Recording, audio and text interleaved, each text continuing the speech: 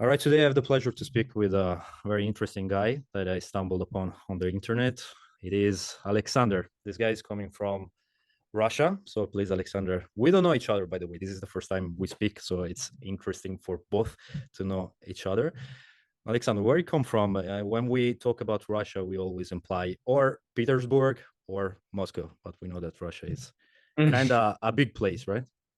Yeah, it's you can maybe sort Russia by uh, Moscow and other cities because Moscow it's almost unique city in Russia, and it's a big difference between Moscow and, for instance, Kazan or Perm or even Saint Pete.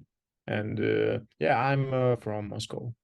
You are from Moscow, indeed. And my girlfriend is from Moscow. Sometimes we have a joke that there is Moscow and there is Zamkadam. Yeah, yeah, yeah. And you are from Yeah. Zamkadam, and No, no, no. or I'm near Cat, but I'm still in Moscow. you're still in Moscow, so you are legit. Yeah, we always joke that Замкадом, ну, по-русски сейчас немножко, это люди, которые неадекватные, мы шутим об этом. Yeah. Ну, вообще, I will Yeah. translate in caption this Russian part. So, Alexander, you took my attention because you got your degree thanks to ChatGPT. It seems like I saw you many retweets about your story, and as I told you, my girlfriend is Russian, and she was like, "Okay, in the mass media, there is this dude that took this degree thanks to this artificial intelligence that you always talk to me about, right?" And you went on Первый канал, which is the biggest canal, no? Ah, yeah. Uh, Московский студент Александр Ждан защитил диплом, который написал с помощью нейросети ChatGPT. ChatGPT способен помочь, но при этом написать за меня нет. Ту же самую дипломную работу я бы мог написать сам без использования ChatGPT, просто я решил ускорить это в разы. What did they ask you? Why there is so much surprise about your story? just imagine that everyone in Russia and I guess whole world just need to prepare a thesis, just have a research, prepare a bunch of papers about some of your team, and this scenario can be counted by guess 50, 100 or more hours. And just Oh, imagine that's a that lot. I did it for 24 hours. 24. 24 hours, yeah. Oh, fuck. Yeah, it's Yeah. it's not the from just imagine for Monday to Tuesday, but it was for 2 weeks, but I just spent 24 hours to just summarize all of the time using ChatGPT and All right. requesting my professor to get feedback. All right. Understandable. You spread it 24 hours in X amount of time, but anyway, it's a short amount of time compared to. But what kind of thesis? What are you talking about? What was the subject? It was analyze and improve company and its company about game dev called CM Games. Oh, game development. Okay, so technical stuff. Uh, More about management, that how to improve management. Management, but on a human level, how to management in terms of people working in a, I don't know, Yeah. in a startup and stuff. Okay, not about code and stuff. Cool. And how was the job? It was fast, but it was effective. So it was an efficient spend of time. Can you tell me, like, I did this, I did this, I did this, and I got the Yeah, result? yeah, sure. So first of all, um, I started with mm, theoretical stuff. That's okay. For example, I need to read a bunch of books and get information to provide this information in my thesis. But I asked ChatGPT to prepare this stuff, and I almost I guess I hadn't read books for these tasks, and I just prepared it and by using ChatGPT, and okay, I edited some of stuff. Right. Just okay, I wrote prompts such as um, I have okay, I need to prepare 5 management types and provide me this information, example in research or books, and ChatGPT provides me this information, and I see that, oh, it's nice to use it, and I need to edit it a bit So for, and it's about theoretical stuff, but for practical stuff, ChatGPT 3.5 yeah.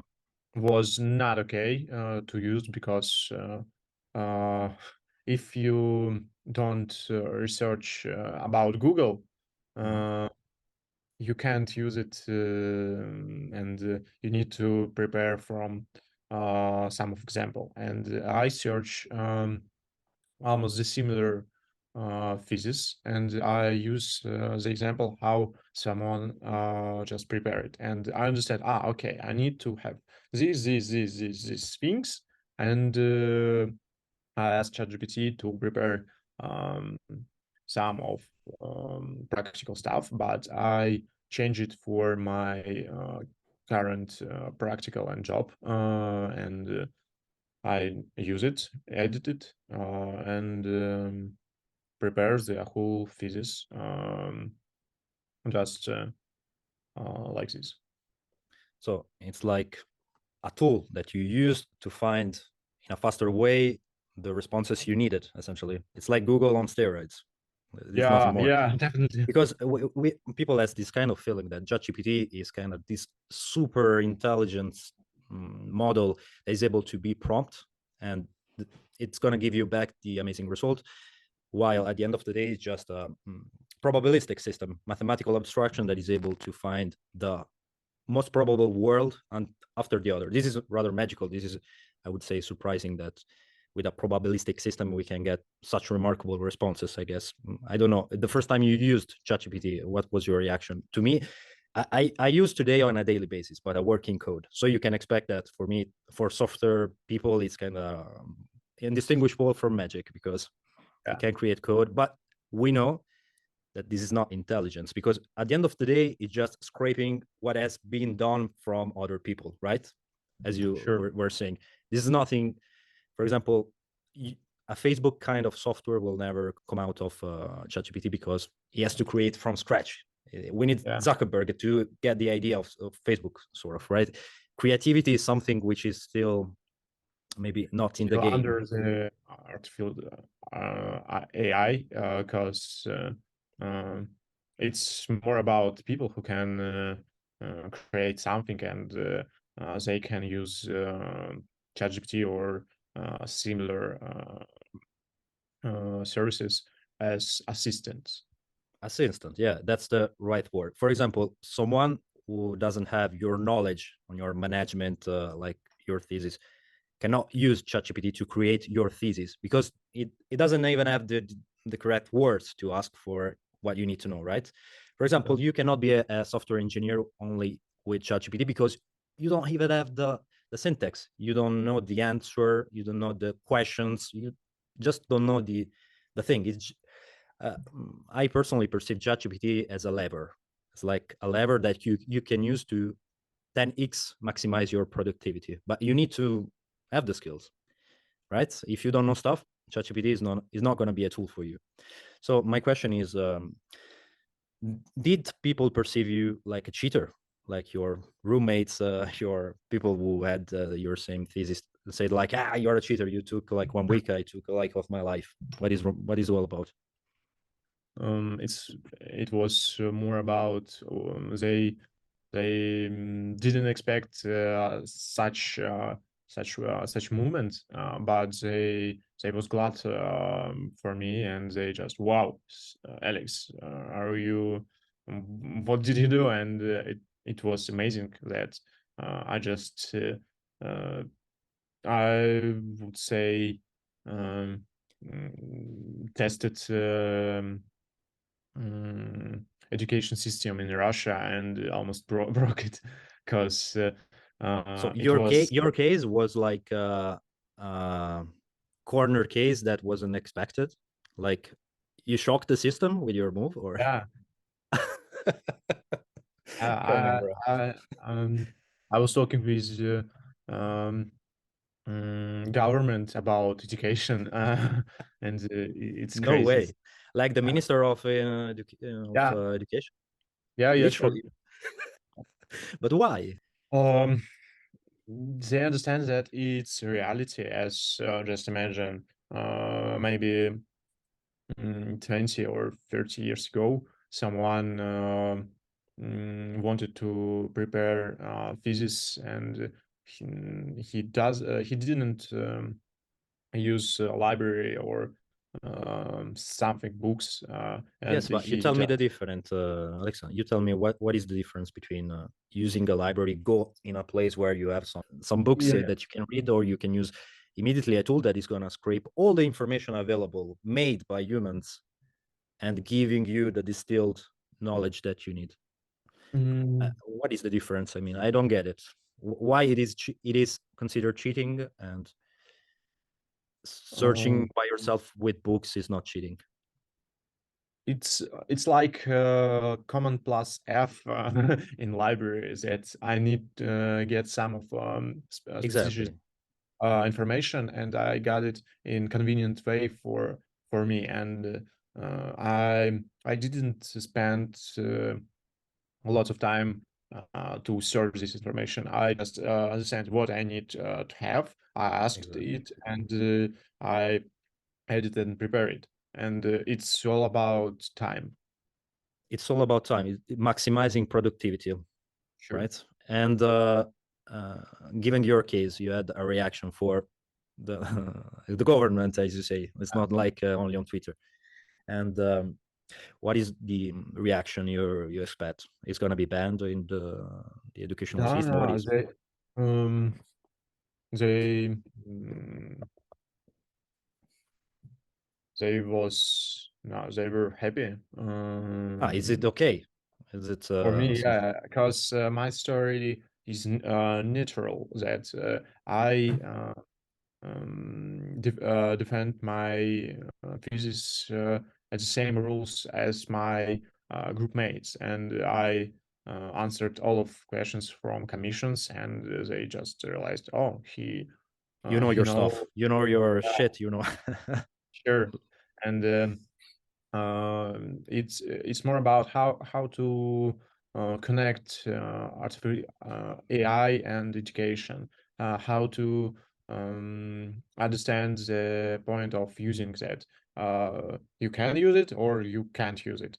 And for now, it's tough question. And as I know, they just wait for another cases or um, services that can help them. Okay, cool. So it is becoming slowly a thing, even in Russia. Yeah. I mean, I live in a bubble because in an software engineer world, it's like everyone has shifted basically from Google to ChatGPT 3. Now it's ChatGPT 4. This is scary good. I mean, dramatically good. Like probably in 10 years' time, I don't know which is going to be the world we are going to live in, but probably this stuff is going to become increasingly good, exponentially good. I don't know what's your opinion on that. But in other places, like artificial intelligence is not, for example, my sister, which is of my age, doesn't know what is ChatGPT, right? It's still Google, it's still Google. Even though they are changing, I saw that they are inserting stuff like there is a program that is ChatGPT-like, even in Google. I don't know if you're aware of. I just saw recently, everyone is trying to get AI in a sense. All the application, for example, Notion. Do you know Notion? Yeah. Yeah. Now there is Notion AI. Mhm. It's like you pay something, you can have ChatGPT embedded on. We are going toward this place where everyone is going to be, probably we're going to have apps which are going to become increasingly good at knowing yourself. For example, health apps that can understand your biochemistry better than you. They know better than you which are your feelings properly, right? Yeah. They know you're happy. I know your phone knows better than you if you're happy. And this is the future probably that we're gonna live. So what is the awareness of this AI revolution that probably we are living in Russia? As you can see, you live in Moscow, so you have a good understanding of the state of technology. It's just a start, and So your friends, for example, are aware of this, or you're like the corner case, the dude who uses ChatGPT. So in Russia, it's tough to use because OpenAI banned Russia, and you can sign up via VPN, Russian SIM or internet, and you need to have a VPN, international SIM, and only with that you can get access. But for different AI, someone use such as Midjourney or for generating images, all these yeah. services. But in Russia, I know that you have Yandex, right, which is the Google Yandex, of Russia. Yeah. Is keeping up with this artificial intelligence revolution, or still They are quiet? working on similar thing as ChatGPT. Okay, so they're keeping up with, but overall, people is using Yandex or European stuff, American stuff like Google and all the services. Because you have Telegram, Contact, which is like the parallel of WhatsApp, Facebook, as I know, right? Sure. Yeah. Lots of people use Google and Yandex, and I use Google because it's better, and I have lots of services Google, such as Google Workspace and Google Drive, and it provides me better quality service. And Yandex is still good, but I just choose Google. It's personal at the end. Okay. Yeah. It's not so much. I never tried Yandex. I would like to. But Contact, Instagram, you don't have a parallel, right? For Instagram, nothing. Instagram is a big thing in Russia, as I know. Yeah, Instagram is banned in Russia. It's banned, but people still use, right? Yeah, via VPN. Have you noticed a lot of mistakes when you had your thesis? Do you have to make a lot of changes, editing a lot of stuff? For example, when I do work with code, a lot of times there are problems. I don't know if you had the same issue. Yeah, it was lots of things that I need to edit, and I guess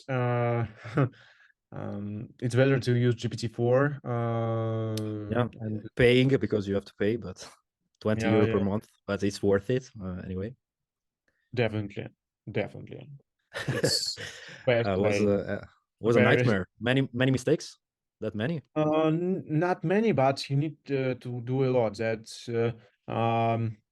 Imagine comparing GPT 3.5 and GPT-4, such as junior, intern, and middle. Yeah, that's a good parallel. Yeah, indeed. But you did your thesis in Russian, I guess. Yeah. How was the translation process? Because there are some subtleties that you cannot. I just used Yandex Translate, and okay. It was so okay. Everything artificial intelligence, everything, both the source and the translation. Marvelous. All right. So, Alexander, in the following years is gonna be, as I was telling you, everywhere this artificial intelligence stuff. Do you think school still makes sense? It's better to get education, information, communication stuff, and understand how to communicate with people and get information. But it's better to change something, such as you just can ask any information that you want, and you need to understand how to get this information, how to use it, and if For example, if you have a smartphone in 5 years old and you don't understand how to count, it's better to learn how to count, how to speak, or etc. And school and university still provide this thing to people, and it's essential. So I would say, to elaborate on your response, for social skills, it's still a very valuable place. Like it's a very good institution to have, schools, university and stuff. But for to raw informations, for example, when you need to learn stuff related to software engineering, everything is for free online. You can watch videos at double speed. You don't have to go to a place at a certain hour with a professor which is unpaid, unmotivated. Everything is bad. You can access Harvard lessons for free at home in your pajama, and you watch all the lessons for free. And for me, it is much, much better. But in terms of getting raw information, this kind of information, school per se, to learn, I don't know if this thing still makes sense. I would say for medicine, law probably, and engineering, maybe these three still make sense. If you want to take a degree nowadays, maybe you have a son and he's telling you, hey dad, I want to take a degree. And he's going to tell you, I want to take a degree on philosophy. What do you answer to your kid? It still makes sense to go in a place and listen to a prof, while you can have you have Alexandria library at your fingertip. You click and you have everything at maximum quality. You can absorb all the knowledge for free, which is a thing. Or you can go in a place 4 years and they give you at the end of piece of paper with, okay, you know, philosophy, you know, it's, I have a degree, by the way. So I'm telling you, I'm speaking by the devil because I have a degree. So, okay. I would provide better way what they want, such as if they understand that they wanted to get information from AI and use it for their passions. Sure, just go on and move on, and it's better way. But if they realize that they need to have more communications, more practice, because AI can't provide you practical stuff that just do such things like that, and other things don't do. Yeah, I see that Duolingo just provide you education and correct your mistakes, but it it's more about personal stuff that you personally, you can't feel AI, and it's more about emotional that uh, for example, I talk with you and I see you and I have a good conversation. But if I will talk with AI, it was more about cold. Well, you don't feel yeah. emotional empathy. But for example, I have a clear example in front of you. I learned Russian only by myself, right? And the common theme is like, if you want to learn a language, you have to go in that specific place. You go in Russia if you want to learn Russian, right? That's the same stereotype in Russia, or yeah, everyone said that. But I think that nowadays you can learn whatever you want by yourself in your room, in your pajama, in your play, everywhere you can. So I can have a conversation in Russian pretty easily, and people sometimes say it's like kind of shocked that I can speak Russian. It's like, what the fuck is going on here? What's happening? And especially math, you have very subtleties, a lot of subtleties when you want to express yourself in the math. You have a Slovar, practicisky, a dictionary of offenses, which is kind of cool. I really enjoy. But yeah, you say, if you speak with a girl, maybe that you love in Russian is a thing, while if you watch videos on YouTube and speak with the prompt is another thing. The emotional, we are becoming less and less humanized, sort of, quote unquote, right? If school doesn't make any sense anymore, if going to work is going to be obsolete. If everything is going to become machine dependent, the world is going to become a worse place, right? That's what you're saying, I guess. Yeah. So it's crucial to what you said, but yeah, for me, I just got information about AI use Twitter, and it's not about human. But they provided me some of threads, and I read how people use ChatGPT or different AI, and I understand, wow, it's a good way to use it. I need to prepare diploma similar way. did you expect to finish in Первый канал? It's like a Nah. or someone on Twitter was writing you, hey, can I have an interview with you? Did you expect?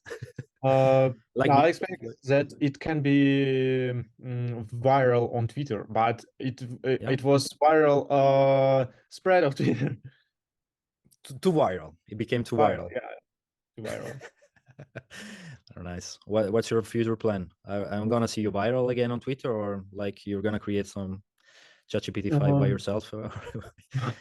Not this time, but yeah, I just wanted to deep dive into AI, and You like the subject? You would like to become an expert on these, or it's just yeah, I want to, and for now I'm working in companies that I just had a thesis, and in this company we are creating applications that can analyze your mood and